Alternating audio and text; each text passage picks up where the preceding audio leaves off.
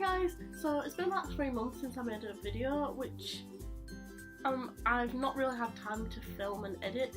So today I thought I would do a books that I have read this year video. I was going to do a TBR, but my dissertation is due in like 2 weeks, so I'm not really sure how many I'm going to get through this month because of that. So I'm just going to talk about the books that I've read or I'm currently reading this year. So the first book that I finished reading this year, I actually started reading in the last few months of 2016, and it's The Wizard of Oz by L. Frank Baum. Now, this story was first published in 1900, and I only know Wizard of Oz from watching the film, so when I read this, I was trying to follow the film in my head as I was reading the book, and that doesn't really work because it doesn't do it's not a book of the film. Like, obviously it did come out way before the film did, but it's got bits that weren't in the film in the book, as most books that have films do, and I just found it really interesting. But I liked the illustrations in it. They were pretty cute illustrations, and I loved the story, and it just reminded me of when I was a child and I used to watch Wizard of Oz quite a lot. The second book that I read this year is The Drowning of Arthur Braxton by Caroline Smiles, and I picked this up because it's been on my shelf for so long, and I was just like, I really want to read it, and I was currently reading 4 other books at the time, so I was just like, oh, I'll read it, and I finished it in a few days. It didn't take me that long to read at all, and it's not a very long book. But I fell in love with the story, I fell in love with Arthur, and I fell in love with every character. I really, really, really loved the plot, and now every time I go to a swimming bath, all I see is this pool. It's just so beautiful, it's just such a lovely story. Yeah, I really liked it. The next book that I read is not a very well known book, but it's been in my family since my mum was in high school, and it's The Fireside Book of David Hope from 1984, and basically this book is a selection of poems chosen by David Hope, and I have 3 of these books. I have the 1979, the 1980 and the 1984. Well, in fact I have 4, I tell a lie. I've got the 2012 one too, but I haven't read that one yet.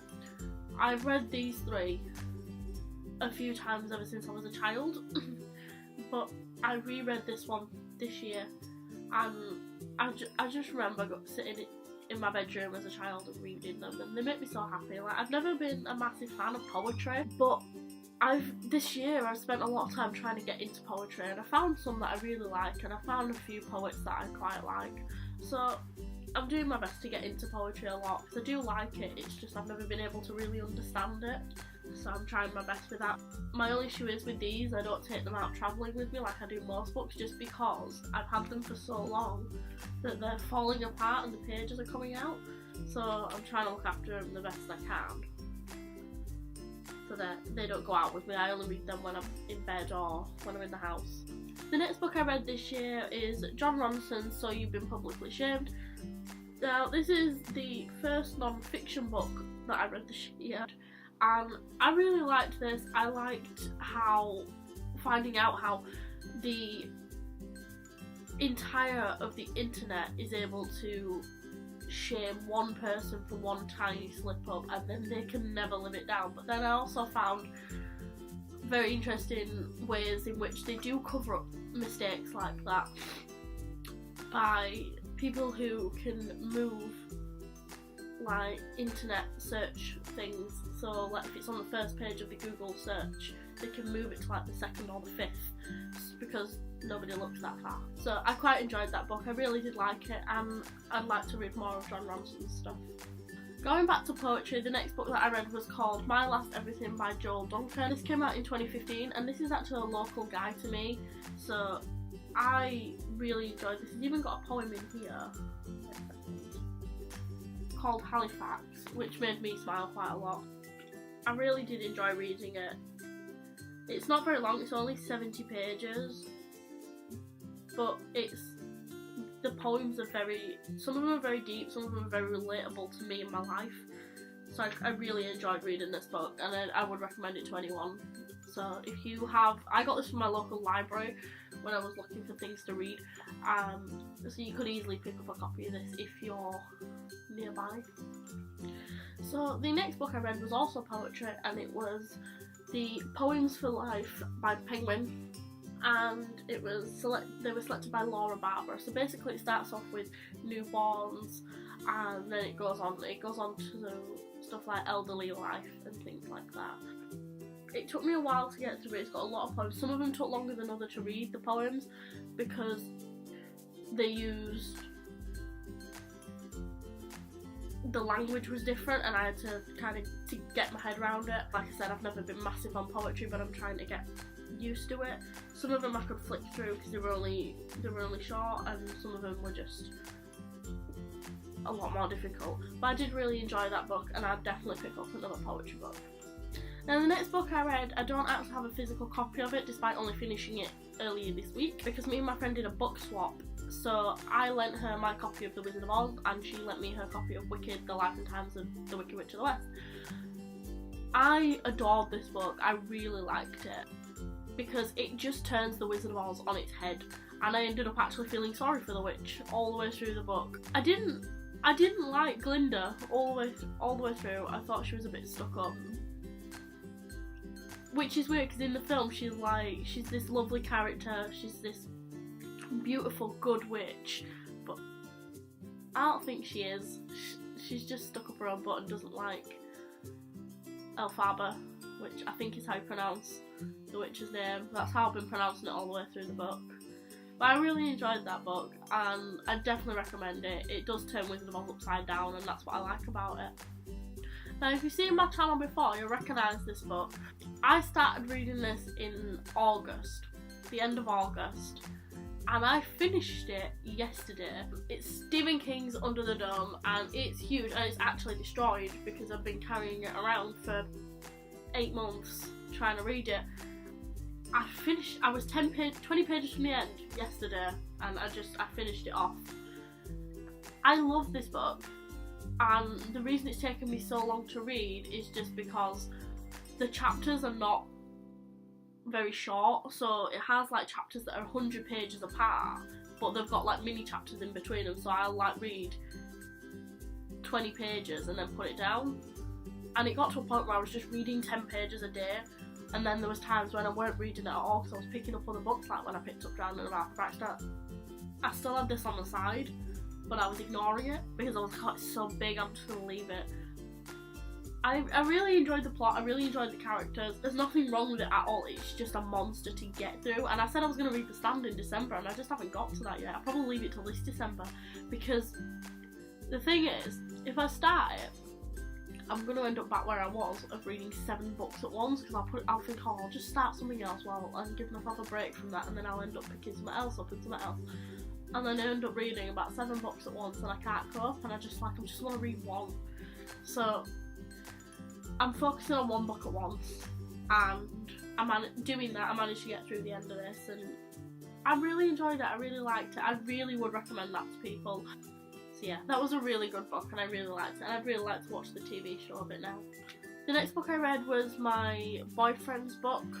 He's had it since primary school, and I picked it up off his shelf, and I was just like, what is this?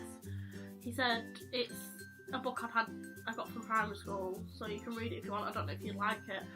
I'd give anything a try. So it was called The Way of the Warrior, and it was literally about this boy whose parents had been killed by this evil lord person, and he wanted to train to be a samurai in order to kill him. So he starts working at this lord's castle, and his aim is to go and kill him when he's got the chance. But I'm not going to spoil it, because I don't know if you're ever going to read it, but I don't want to spoil it just in case you do. Basically the whole thing gets flipped upside down, and he ends up working there all the time and not killing this lord. So that's all I'll tell you about that. The lord's still alive, and I was like, I assumed he wouldn't die anyway, because it's a primary school book. He's not going to kill the like person he's working for. Obviously there's going to be some sort of come around, he's going to wake up and realise that he doesn't need to do that. But I really liked it actually. I didn't think I would. I would give it to other people to read. And finally we get to the book that I'm currently reading, which is Game of Thrones by George R.R. Martin. Now, I've been reading this for a while, but obviously at the same time that I was reading this, I was reading Under the Dome, and I was reading another book called The Hollow Chocolate Bunnies of the Apocalypse, which I'd like to finish, I just don't have the time for it at the minute, and because I don't have a physical copy of the book, I only have it on my iPad. So I've put it off for a bit, and I'm going to go back to it later. But I was reading the Game of Thrones, Hollow Chocolate Bunnies of the Apocalypse, Under the Dome, and I was reading something else at the same time. I believe it was John Ronson or Drowning Martha Braxton. Ugh. So it's taken me a while to get through it. I am about 40% of the way through it, and now because I'm only focusing on one book at a time, I'll probably get through it a lot faster, because it'll be the book that I take everywhere with me, and yeah, so I'll get through it faster now. I really like the characters, really like the plot, although the thing is I've seen the TV show, so I can see all the characters in my head, I can see the TV show in my head when I'm reading the book. But I'm really enjoying it, and I'm going to get through all 7 of the books. So that was a short list of all the books that I've read or I'm currently reading this year. I think at the end of April I'll do a June TBR, but don't count on it, don't put me on like strict rules. But if I can get back into making videos, I will do a June TBR at the end of this month.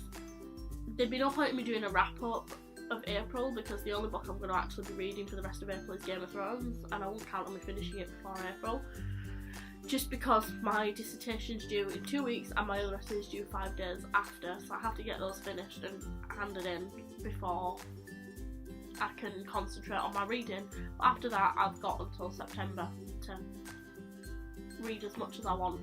I know my Goodreads reading challenge says I've read 9 books out of 12, and the reason I only put it at 12 is because I knew I had deadlines this year, so I put it as 1 book a month. But obviously I've surpassed that challenge. I'm going to be surpassing that challenge pretty soon, so I'm not going to put my challenge up like I did last year from 50 to 60. I'm just going to leave it at 12 and just carry on adding books to it and reading, so that it'll tell me I've surpassed my challenge by so many books. So my challenge last year says that I've surpassed my challenge by 105%, because I'd read 63 books. So basically it'll tell me that I've passed my challenge by 120% if I read, I don't know, 20 books, even though my challenge only says 12, so I'm going to leave it as it is. But anyway, thank you for watching guys. If you enjoyed this video, please give it a thumbs up, and if you want to see more from me, you can subscribe to my channel.